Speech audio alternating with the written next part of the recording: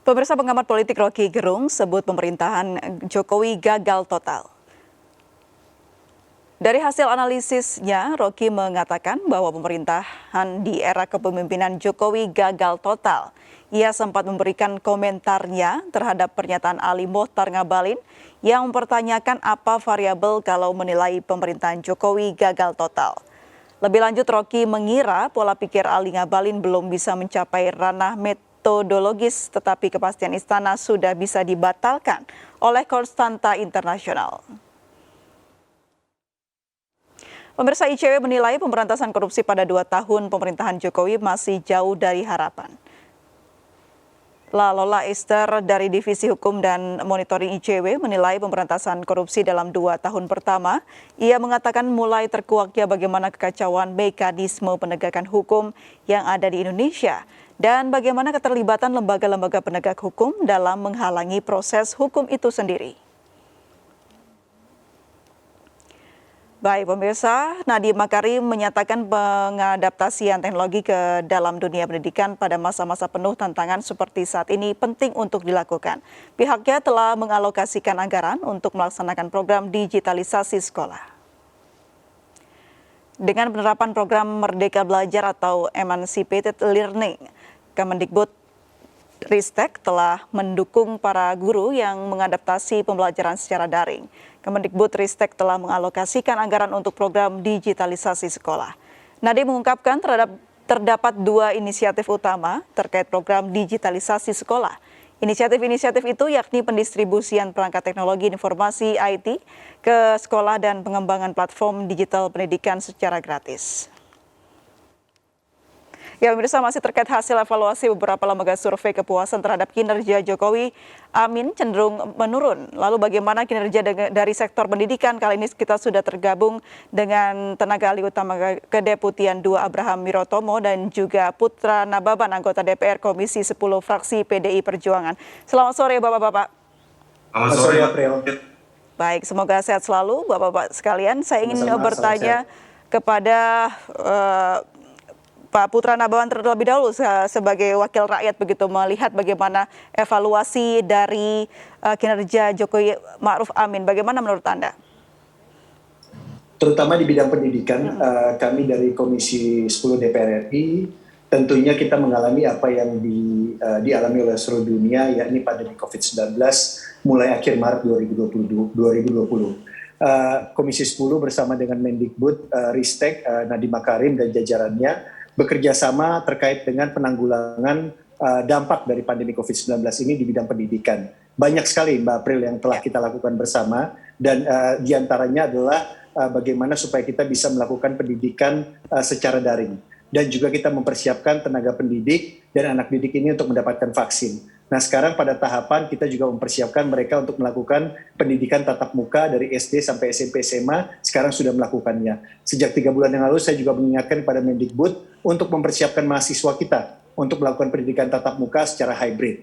Nah hal-hal seperti ini juga kita lakukan, termasuk memberikan subsidi pulsa, memperjuangkan subsidi pulsa dan juga bantuan alat-alat komputer dan alat-alat teknologi yang lainnya kepada sekolah-sekolah, kepada kampus-kampus, dan juga memperjuangkan agar mereka bisa mendapatkan pulsa gratis, bantuan kepada sekolah-sekolah, termasuk relaksasi dana BOS. Karena dana BOS itu sangat rigid sekali, dan di masa pandemi ini banyak sekali kebutuhan yang diperlukan oleh sekolah, anak didik, dan orang tua, sehingga perlu relaksasi. Jadi banyak sekali yang sudah kita lakukan bersama sejak pandemi di awal Maret 2020 sampai sekarang, sehingga menurut saya apa yang dilakukan pemerintahan Pak Jokowi di bidang pendidikan itu sudah optimal dan sudah maksimal. Saya bisa kontraskan dan bandingkan dengan dapil saya, serapan program pendidikan di DKI Jakarta di tahun 2020 yang mungkin serapannya nggak sampai 50%. Sementara serapan dari program pendidikan itu optimal sekali. Termasuk juga bagaimana kita menelurkan pendidikan menggunakan televisi waktu itu,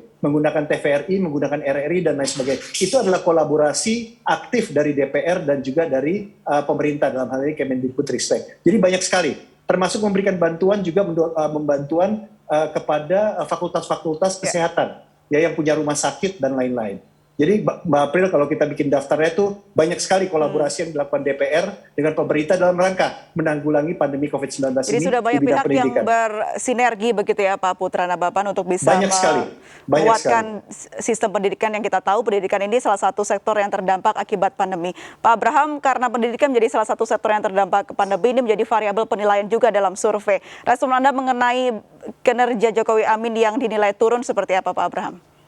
Ya, kebetulan saya sebagai salah satu penyusun laporan capaian 2 tahun pemerintahan Jokowi Maruf Amin, awalnya kami melihat bahwa pandemi ini akan berdampak signifikan terhadap proses belajar dan mengajar di sekolah. Namun, banyak keraguan itu ternyata terjawab. Sekolah, guru, murid itu bisa beradaptasi. Jadi ibarat kata seperti ilmu kita itu dengan hadirnya pandemi itu tidak mematahkan semangat belajar kita, hanya melengkung tapi kita tetap tegak berdiri.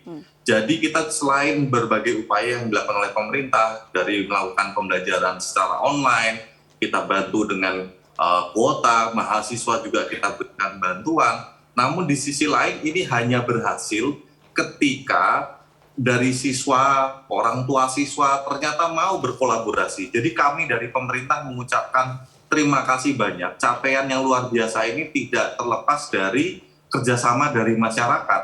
Kita lihat sendiri bagaimana para ibu-ibu yang cukup stres ya ketika mendampingi anak yang melakukan pembelajaran secara online. Namun berkat kolaborasi seperti ini akhirnya kita telah bisa mencapai pembangunan SDM yang berkelanjutan. Kalau kita lihat indeks pembangunan manusia, pakar-pakar awalnya mengkritisi katanya nanti pembangunan manusia Indonesia akan jeblok. Tapi tidak, Presiden tetap komitmen. Ada 3 hal yang menjadi komitmen Presiden. Pertama, penguatan guru dan sekolah, serta pemerataan sarana pendidikan, lalu terakhir link and match. Nah, kita melihat dari data, berdasarkan data indeks pembangunan manusia, ternyata indeks manusia menunjukkan ada kenaikan. Ketika tahun 2019 itu 71,92, di tahun 2020 itu 71,94. Jadi meskipun banyak yang tadinya melihat bahwa kita akan jeblok, nyatanya enggak. Itu seperti hal yang di dalam penanganan pandemi. Banyak negara yang mengkritisi cara penanganan Indonesia, tapi nyatanya sekarang banyak yang belajar. Jadi menurut saya, bangsa kita tuh jangan sampai minder gitu. Ternyata bisa, terutama di sektor pendidikan, kita bisa mencapai berbagai perkembangan.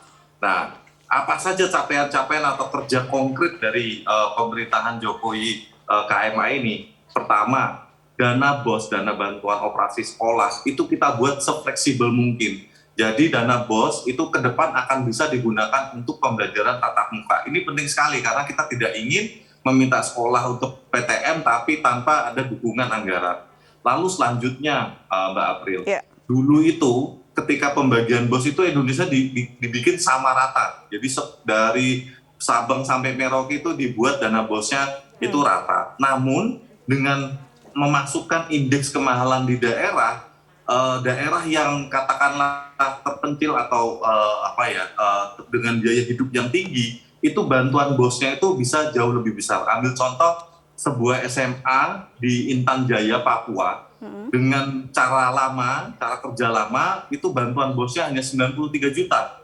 Namun hanya dengan kita memasukkan indeks kemahalan daerah, maka dana BOS-nya jadi 215 juta. Itu semangatnya apa? Pemerataan. Dari pemerintahan Presiden Jokowi dan Wakil Presiden Maruf Amin, kita ingin pendidikan hanya survive dalam melewati pandemi ini, namun dalam hal pemerataan itu tetap bisa terjadi. Baik, Pak Abraham, masih terkait bagaimana 2 tahun evaluasi dari Jokowi Amin ini, saat ini masih berlangsung demo mahasiswa di sekitar kawasan Monas, begitu Pak. Poin-poin diantaranya adalah menuntut kesejahteraan guru dan juga independensi Badan Standar Nasional Pendidikan. Apakah ada jawaban dari pihak istana terkait ini? Mengenai kesejahteraan guru, perlu kita pahami ada lebih dari 3 juta guru di Indonesia. Nah, salah satu yang kemarin kita tingkatkan kesejahteraannya adalah guru-guru honorer. Ada 173.000 guru honorer itu yang diangkat jadi pegawai P3K. Artinya kesejahteraan dia itu meningkat. Lalu Presiden juga menekankan melalui Impres 2 tahun 2021 bahwa ada jaminan ketenagakerjaan bagi guru. Selanjutnya, ini terlihat sekali bagaimana euforia dari guru itu sendiri. Jadi kalau Mbak April ingat, ada seorang guru, Pak Supriyadi, dari Klaten jalan kaki sampai Jogja itu sekitar 42 kilometer, itu karena setelah sekian lama berpuluh-puluh tahun menunggu, akhirnya baru sekarang diangkat menjadi P3K. Dan ini formasi ini kita buka untuk sampai 500.000 guru P3K. Jadi harapannya kita akan meningkatkan banyak sekali kesejahteraan dari para guru. Karena kita tahu ujung tombak dari pendidikan kita adalah para guru. Nah, mengenai mahasiswa, tentu kritik dan kekurangan yang ada dari pemerintah kita catat dan kita dengar. Karena kita melihat bahwa ada hal-hal yang bisa kita tingkatkan lagi untuk ke depan. Jadi kita tidak pungkiri kalau ada yang kurang. Itu kita lihat. Tapi yang kalau misalnya kita lihat secara keseluruhan, maka sekali lagi capaian di sektor pendidikan kita sejauh ini masih optimis dan masih positif. Dengan adanya pandemi ini yang sungguh luar biasa. Bayangkan negara dengan 17.000 pulau bisa mengadakan pembelajaran secara online, itu tidak mudah itu. Baik, saya kembali ke Pak Putra Nababan, Anda sebagai wakil rakyat di mana membawahi tentang pendidikan begitu. Untuk strategi besar yang meningkatkan mutu pendidikan kita, selain ada kesejahteraan guru di dalamnya, apalagi yang menurut Anda penting untuk diutamakan begitu? Mbak April, yang paling saya khawatirkan saat ini adalah yang namanya learning loss. Kehilangan pengalaman belajar. Itu yang paling penting. Kita bisa kasih kuota, kita relaksasi dana BOS, kita kasih beasiswa dan segala macam. Tapi Indonesia itu betul-betul tidak siap dengan pembelajaran online. Satu-satunya lembaga pendidikan di Republik Indonesia yang siap pendidikan online itu namanya universitas terbuka. Kalau bukan universitas terbuka, nggak ada yang siap. Semuanya namanya kurikulum darurat. Nah, anak didik kita yang sedang berdemo, ataupun mereka yang ada di rumah, sekarang sedang mengalami learning loss. Karena mereka 1,5 tahun belajar secara online. Kehilangan pengalaman belajar. Nah, ini yang menjadi tantangan dari pemerintah, DPR, dan semua stakeholder pendidikan untuk bisa memastikan sesegera mungkin anak didik kita menjalani pendidikan tatap muka. Saya sampai heran sekarang kenapa Mendikbudristek dan perguruan tinggi belum juga membuka pendidikan tatap muka di perguruan tinggi secara serentak. Padahal adik-adiknya SD sudah ada pendidikan tatap muka. Sudah banyak anak SD pendidikan tatap muka dan belum vaksin. Sementara anak mahasiswa kita masih mager ya pendidikan di rumah online. Nah, ini kan adalah kurikulum darurat yang mereka. Itulah 3 bulan yang lalu saya sampaikan kepada Mas Nadiem Makarim, segera mahasiswa ke kampus, segera pendidikan hybrid. Bagaimana dengan fakultas kedokteran? Masa semester 1, 2, 3 online terus? Padahal fakultas kedokteran kan mereka harus hadir di kampus, mereka harus praktek dan lain sebagainya. Bagaimana dengan fakultas vokasi, pendidikan vokasi dan lain sebagainya? Nah, ini yang menjadi kekhawatiran saya. Makanya kemana-mana saya sampaikan di kalangan kampus, kita harus jaga protokol kesehatan, kita punya SKB 4 Menteri yang memberikan kewenangan kepada pemerintah daerah dan kalangan kampus untuk menyelenggarakan pendidikan secara protokol kesehatan. Nah, ini yang harus segera kita lakukan. Jangan kelamaan. Karena biar bagaimanapun mereka-mereka ini yang nanti akan menjadi tumpuan kita semuanya. Jangan sampai nanti ada pemakluman. Oh, masa ini jeblok karena banyak generasi online. Masa periode Indonesia ini akan jeblok ketika banyak anak-anak kita yang sudah selesai sekolah, tapi mereka adalah produk-produk online, sehingga kualitas dari mereka yang akan mereka hasilkan agak berbeda dengan yang pendidikan fisik. Itu jangan sampai terjadi. Nah, ini yang saya ingatkan berkali-kali, learning loss, learning loss, learning loss. Baik, Pak Putra, selain itu kan ada juga kesejahteraan guru yang saat ini sedang di-concern untuk diperhatikan. Ada catatan untuk itu? Betul, kalau kesejahteraan guru tadi yang disampaikan oleh Bang Abraham, juga kita bekerja sama dengan pemerintah. Saya melihat ada kenaikan yang luar biasa signifikan di guru P3K dibandingkan tahun-tahun sebelumnya. Target untuk 1 juta guru ini juga kita dorong ya supaya bisa terpenuhi. Bahkan saya berkomunikasi dengan Kementerian Keuangan dan Kementerian Pan-RB agar segera menulis surat pada daerah-daerah untuk memastikan bahwa betul-betul anggaran dari pemerintah pusat yang akan membayar gaji dan juga tunjangan dari guru P3K ini. Nah, kalau komunikasi lancar antara pemerintah pusat dan pemerintah daerah, maka akan ada kepercayaan diri dari pemerintah daerah untuk mengajukan ya untuk mengajukan guru-guru yang untuk bisa mendapatkan slot untuk P3K dan diangkat menjadi ASN. Nah, hal seperti ini menurut saya komunikasi ini harus lancar supaya keinginan dari Pak Jokowi untuk mengangkat 1 juta guru ini bisa tercapai. Baik, Pak Putra, terakhir terkait adanya perubahan begitu sistem pengajaran selama pandemi. Perlukah ada revolusi kurikulum untuk bisa menguatkan pendidikan Indonesia agar seluruh siswa bisa mendapatkan pendidikan yang rata dan sama? Iya, betul sekali. Kurikulum darurat ini sudah tidak boleh diberlakukan lagi. Kita harus bisa membuat kurikulum yang memang akan dilaksanakan secara hybrid, dan ini tidak mudah. Dan kita juga sedang menyiapkan peta jalan pendidikan di Komisi 10 dan juga akan merevisi Undang-Undang Sistem Pendidikan Nasional. Nah, ini tentunya kita tidak bisa bekerja sendiri, tapi kita juga membutuhkan pemerintah dan semua stakeholder pendidikan untuk mempersiapkan satu kurikulum pendidikan yang lebih ajak ya, dan menyesuaikan dengan kondisi yang sekarang. Karena ingat April, pendekatan digital seperti yang disampaikan oleh Kementerian tadi tidak akan bisa kita hapuskan, walaupun pandemi nanti sudah bisa kita tangani, tapi saya rasa komunikasi secara digital, Presiden pun, Kementerian pun, DPR pun akan tetap menggunakan teknologi untuk bisa berkoordinasi dan berkomunikasi. Begitu juga di dunia pendidikan. Sehingga nanti kurikulumnya juga harus bisa menyesuaikan dengan kondisi pasca pandemi itu.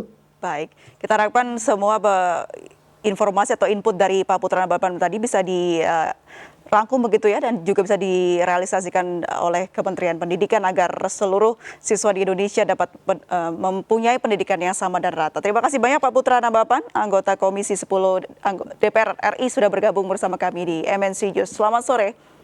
Selamat sore. Baik, kita akan kembali pemirsa untuk melanjutkan dialog mengenai pendidikan ini bersama Pak Abraham, tenaga ahli utama KSP. Tetaplah bersama kami.